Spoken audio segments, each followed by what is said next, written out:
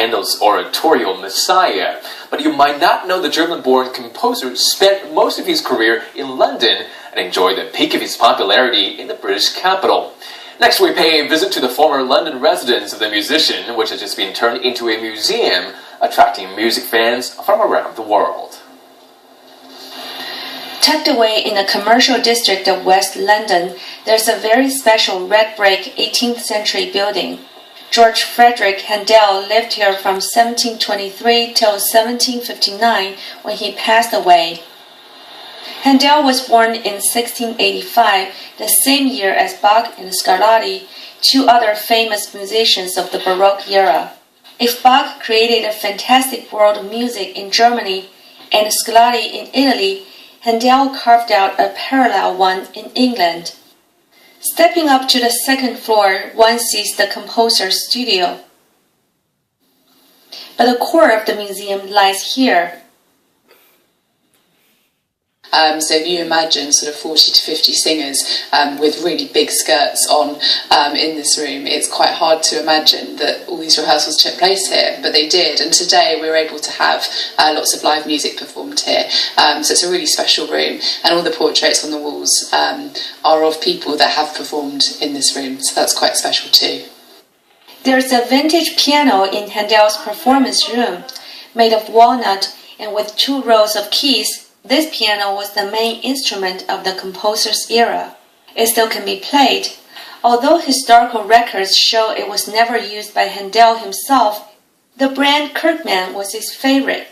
Visitors who don't know much about classical music can still have fun by changing into an 18th century garment and visit Handel's home dressed as a guest from his time.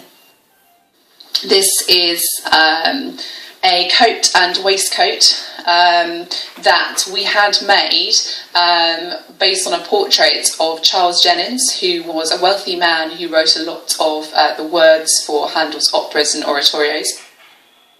Up on the 3rd floor, visitors can explore the spaces of Handel's private life, including a living room and bedroom. Little is known about the composer's private life because he burned his diary before his death.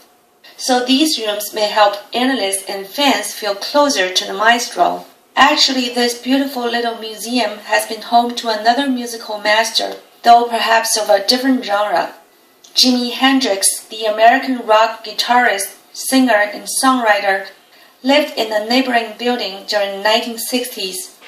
With its eclectic combination of Handel and Hendrix, this multifaceted museum, which only opened its doors to the public in the 1990s, attracts a mixture of classical and rock music fans annually. 宋瑶天 CGTN.